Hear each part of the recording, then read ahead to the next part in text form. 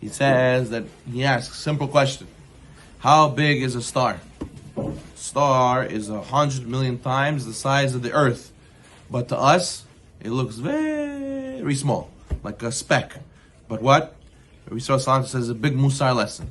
As there's a famous story where the Baal Bayit came to the Rav. He said, Rabbi, I can't.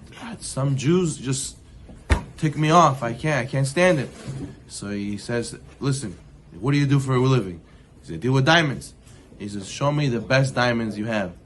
He says, he takes out some of them, and he shows them. He says, I don't understand. These look just like little rocks. I don't know what's so special about them. He says, no, Rabbi. If you would have the eye for it, if you know how to look under the loop, you'll see all the perfections that it has. This one is totally different than this one, and this one's totally different than this one. It's very unique. This one's thousands of dollars more than this one. It looks all the same to me, the rabbi said. No, you got to look carefully. He says, I think you answer your own question. He says, these Jews, all of them, they look more or less the same. What's the difference between them? Why each one? You have to look carefully. And if you look with the proper lenses, with the proper approach, you will see the perfections of every single one. It takes sometimes you have to be an expert. Sometimes you have to study, and you have to really overcome yourself to be able to see that each one is a giant star in of itself. From far, when you don't know it so well, when you don't know the Jew so well, see, he looks like a speck. But when you come close to it, figuratively, you'll see that he's really a star. You'll see he's very huge. So therefore, he says, then we have to learn, and we have to change the color of our glasses to look at the proper approach and to deal with people. It's not easy, but if you have the right outlook, you'll be able to do it. For example, it says Yosef's brothers threw him into a pit. The Torah says the bore was empty, there was no water. What does that mean? The pit was empty, there was no water. So the Gemara says water there wasn't, but there was something else. Snakes and scorpions, right? But what does that mean? That means in life, when you don't know how to see good in it, you don't see water, you don't see good in another person, what are you going to see?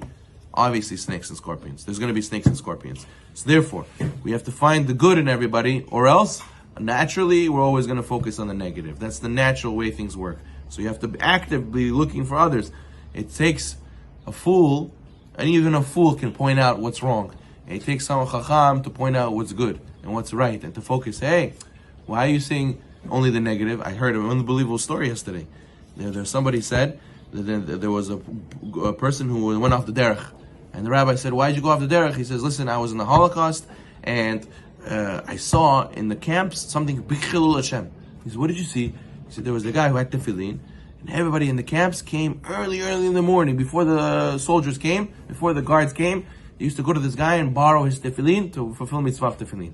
He said, so no, that's beautiful. He said, no, this guy, he would always charge you. You had to give him something in order to wear the tefillin. This guy would give him last piece of chleb. This guy would give him some potato peels. This guy would give him his sock. This guy would give him this. Everybody got to pay the entrance fee to get the tefillin. It was like a ticket. So therefore what? He said, how could it be? In such of all places, a guy is making tefillin business after the tefillin. How can you do that? I said, I can't believe this. I can't. These old Jews is like this. So then he decided to go off. The rabbi said, I don't understand. This is one guy. Why did you focus on this one guy and not focus on the hundreds of people every day who are willing to give their last prized possession to wear tefillin? Why didn't that inspire you? Why you look at this side? Look at this side. So therefore, you see, it's all about perspective. A lot of times people they want to excuse themselves. They want to focus on the negative part in order to say, you see, Nemesho, it's not for me. You see how ugly it is, how nasty it is. Listen, you want to see what you want to see. It's all about reflecting what you project. So therefore, if you're looking for good, you're going to find good. You're projecting good, it's going to be good. So the Mishnah says in Pirkei Avot, the first chapter, have it done kol adam lekaf zchut. You have to judge everyone favorably. And the mitzvah also is that the tzedek tishpot ha'amitecha. The Torah says you have to judge your friend favorably with righteousness. On the other hand, someone who suspects someone else will suffer. The Gemara says, Shabbat, if you choshed b'ksherim, you go and you suspect people that they're of kosher people, that they're going to do something wrong. So the Gemara says it's not right. Look at Avraham Avinu. He saw 3 Arabs, and he brought them to their house. Then he said, even if maybe they were serving avodah zarah, he brought them to his house and he said, here, take a little bit of water, wash your feet, Chas v'shalom, if you have avodah zarah because of the dust in their feet, so he told them to remove them. And what? He told them to wash your feet like a comfort, like a hospitality. So therefore, you see that he didn't want to offend them. But still, since he suspected them of avodah zarah, what happened? He got punished for that. The Gemara says. They said to him, "Do you suspect of us of being Arabs who bow down to the dust of their feet?" So the Gemara says, what punishment did he get?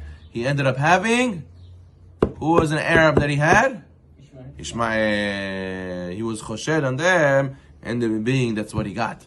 So you understand? So therefore you see the suspicion of suspecting someone else falsely. Yes, when you have a guest in your house, the Mishnah, the Gemara Masechet Derech Eretz says, Kabdeu v'chashdeu. You have to respect him but suspect him. But a person shouldn't view someone else negatively and actively tell them to their face and act with them like as if they're a rasha, as if they're a negative person. You could protect yourself and to yourself, inside yourself, keep this thought, but not to actively do something. Because of this, that he poured them water in a respectful way, but because of that, he can suspected them. The Gemara says that was a lapse in like derech eretz towards them, that he got punished for that. So the Gemara says we have to think properly and view other people properly.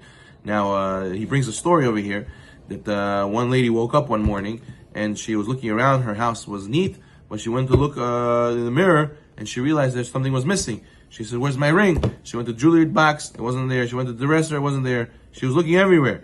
And then she dumped out all her drawers, and she called her boss. She says, "I'm going to be late." She finished with the dresser and started the closet, looking everywhere. And then she went to the kitchen, and finally she said, she looked in the linen closet. It was in the linen closet for some reason. And she said she said, "Thank you, Hashem." So what do you see from here?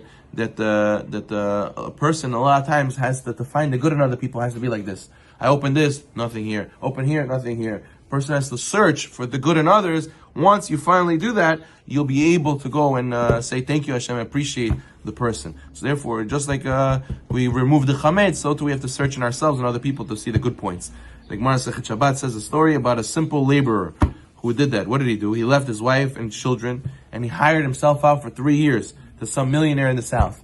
He didn't get paid. Erev Yom Kippur, the 3 years are up. The laborer went to his employer. He said, "Please, give me the money for the past 3 years. I need to go to provide for my family."